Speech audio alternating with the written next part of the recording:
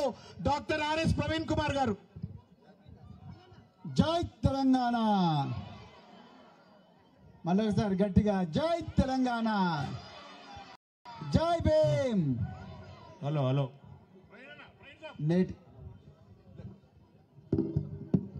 నేటి ముఖ్య అతిథి సీనియర్ నాయకులు, మాజీ మంత్రివర్యులు, పెద్దలు గౌరవనీయులు శ్రీ తన్నీరు హరీష్ రావు గారికి, అదేవిధంగా వేదిక మీద ఉండే అందరూ సీనియర్ నాయకులకు అందరికి కూడా హృదయపూర్వక ధన్యవాదాలు తెలుపుతూ, మరి ముఖ్యంగా ఈరోజు ఈ గొప్ప సమావేశానికి వచ్చిన మా అక్కలకు, అమ్మలకు, అన్నలకు, తమ్ములకు, చెల్లెలకు అందరికి కూడా జై తెలంగాణ.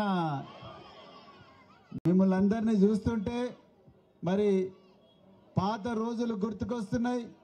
మరి మీ అందరి బిడ్డగా ఇదే బస్తీలలో పుట్టి రాత్రింబవళ్ళు కష్టపడి చదువుకొని కళాశాలలకు పోయి అక్కడి నుండి మరి విశ్వవిద్యాలయాలకు పోయి రాత్రింబవళ్ళు అక్కడ కూడా కష్టపడి ఎన్నో కష్టాలను ఎదుర్కొని బాబాసాహెబ్ అంబేద్కర్ గారి సాక్షిగా మరి వారు ఇచ్చిన రాజ్యాంగం మనకి ఏదైతే ఇచ్చిందో ఆ రాజ్యాంగ మరి ఫలాల వల్ల ఈరోజు నేను మీ ముందర ఒక ఐపీఎస్ ఆఫీసర్గా నిలబడ్డ. అమలారా, అక్కలారా, నిజంగా బాబాసాహెబ్ అంబేద్కర్ గారు లేకపోయిండుంటే నేను కూడా ఎక్కడో కూలి పని చేస్తుండేవాడిని, బర్రెలు కాస్తుండేవాడిని, గొర్రెలు కాస్తుండేవాడిని. కానీ ఈరోజు బాబాసాహెబ్ అంబేద్కర్ గారి వల్లనే ఈరోజు మనం అందరం కూడా బతికి బట్ట కడుతున్నాం. మరి ఈరోజు ఇదే అంబేద్కర్ గారి సాక్షిగా ఈరోజు మరి ఈ పేద వర్గాలకు, ఎస్సీ, ఎస్టీ, బీసీ, మైనారిటీ వర్గాలకు ఈ తెలంగాణ రాష్ట్రంలో జరుగుతున్న అన్యాయం గురించి 2 నిమిషాలు మనం మాట్లాడుకోవాలి. మాట్లాడుకుందామా? గట్టిగా చెప్పండి. మాట్లాడుకోవాలి. మిత్రులారా, ఇదే బాబాసాహెబ్ అంబేద్కర్ గారిని పెద్దలు గౌరవనీయులు మనకు తెలంగాణను పోరాడి తీసుకొచ్చిన కేసీఆర్ గారు బాబాసాహెబ్ అంబేద్కర్ గారికి 125 అడుగుల ఎత్తైన విగ్రహాన్ని ఇచ్చి గౌరవించిండు. అదే విధంగా 1300 కోట్లతోని కట్టిన సచివాలయ భవనానికి బాబాసాహెబ్ అంబేద్కర్ గారి పేరు పెట్టిండు కేసీఆర్ గారు. మిత్రులారా, మళ్ళొకసారి చెప్తున్నా, మీకు ఇక్కడనే దగ్గర షేక్పేటలో ఒక గురుకుల పాఠశాల ఉన్నదా? షేక్పేటలో ఒక గురుకుల పాఠశాల ఉన్నది. అందులో పేద విద్యార్థులు ఎంతో మంది ఎస్సీ, ఎస్టీ, బీసీ, మైనారిటీ వర్గాలకు చెందిన విద్యార్థులు చదువుకుంటున్నారు. 2016 సంవత్సరంలో ఇదే కేసీఆర్ గారు ముఖ్యమంత్రిగా ఉన్నప్పుడు మేమందరం పోయి ఈ ఎస్సీ, ఎస్టీ, బీసీ వర్గాలకు చెందిన పిల్లలు ఇప్పటికి కూడా పేదలుగానే బతుకుతా ఉన్నారు. 10వ తరగతి పాస్ అయితేనే వాళ్ళకు పెళ్లిళ్లు చేసే పరిస్థితి ఉన్నది. వాళ్ళందరూ కూడా చిన్నతనంలోనే తల్లులయ్యే పరిస్థితి ఉన్నది. వాళ్ళ తల్లిదండ్రులు మరి బర్రెలు కాసి బతుకుతా ఉన్నారు.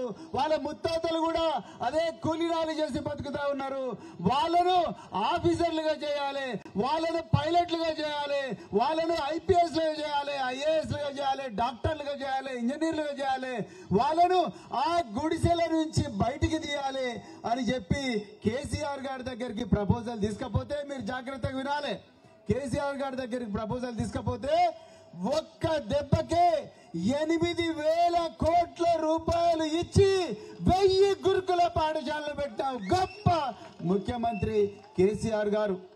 ఆ పాఠశాలల ద్వారా దాదాపుగా లక్షలాది మంది, 10 లక్షల మంది పిల్లలు ఎంతో మంది గొప్ప గొప్ప ఉద్యోగాలు చేస్తా ఉన్నారు బాగా చదువుకొని. మిత్రులారా, ఇక్కడ ఉన్న చాలా మంది మహిళలు, ఇక్కడ ఉన్న సీనియర్ నాయకులు అడిగినా, అన్న ఇక్కడ ఉండే మహిళలు ఏం పని చేస్తారు? మరి కూలి కైకిలే చేస్తారు. పట్టణ ప్రాంతాల్లో పెద్దల ఇళ్లకు పోయి వాళ్ళ ఇళ్లలో పనిచేస్తారు. చిన్న చిన్న షాపులలో సేల్స్ మెన్ గా పనిచేస్తారు, సేల్స్ గర్ల్స్ గా పనిచేస్తారు, లేకపోతే చిన్న చిన్న ఉద్యోగాలు చేసుకుంటారు. వీళ్ళ పరిస్థితి బాగాలేదని చెప్పడం జరిగింది.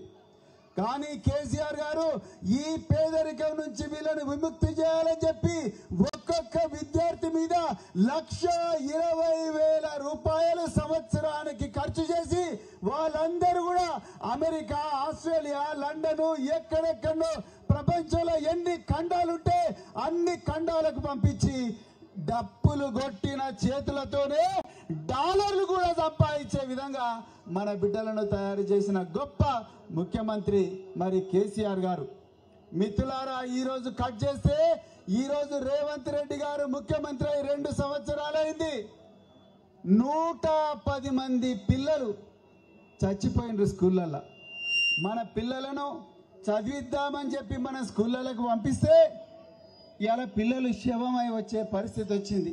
110 మంది పిల్లలు మొన్నటికి మొన్న హుస్నాబాద్ లో శ్రీ వర్షిత అనే అమ్మాయి స్కూల్ కెప్టెన్ హెడ్ మాస్టర్ దొంగతనం చేస్తున్నాడు. పిల్లలు తినాల్సిన బియ్యాన్ని హెడ్ మాస్టర్ తింటున్నాడు అని చెప్పి, ఎందుకు తింటున్నాడు సార్ మా బియ్యాన్ని, మీరు దొంగతనం ఎందుకు చేస్తున్నారంటే, బిడ్డ నువ్వు ఇట్లా చేస్తామని అమ్మాయిని తిడితే ఆ అమ్మాయి బాత్రూమ్ లో పోయి సూసైడ్ చేసుకున్నది.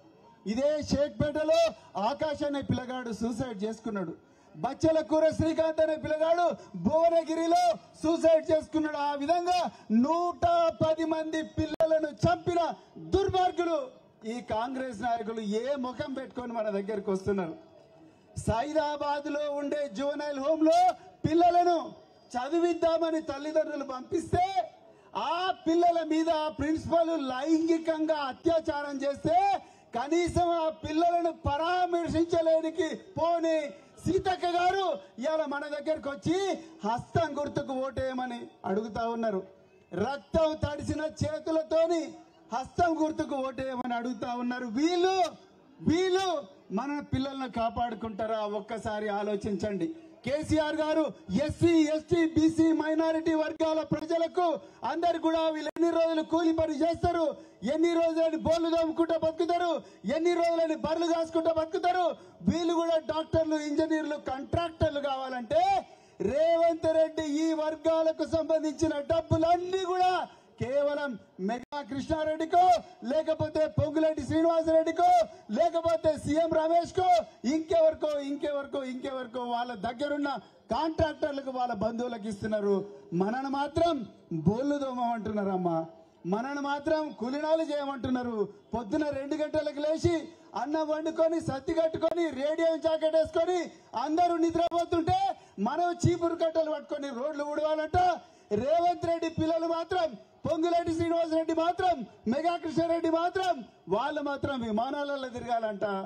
మరి ఎప్పుడైనా చూసిరా కేసీఆర్ గారి సమయంలో మన పేద బిడ్డలందరూ కూడా విమానాలు ఎక్కి అమెరికా పోయినరు, లండన్ పోయినరు, ఆస్ట్రేలియా పోయినరు, ప్రతి చోట పోయి మంచిగా ఇంగ్లీష్ లో మాట్లాడుతున్నారు, డాలర్లు సంపాదిస్తున్నారు మన పిల్లలు.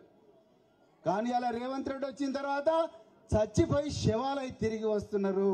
కనీసం పిల్లల శవం చూద్దామంటే కూడా ఉస్మానియా హాస్పిటల్కి పోయి మార్చిరీలో పిల్లల శవాలను ముట్టుకునే పరిస్థితి లేదు రేవంత్ రెడ్డి పాలన. మరి ఏద్దామా రేవంత్ రెడ్డికి ఓటు? గట్టిగా చెప్పండి ఏద్దామా, గట్టిగా చెప్పండి ఏద్దామా.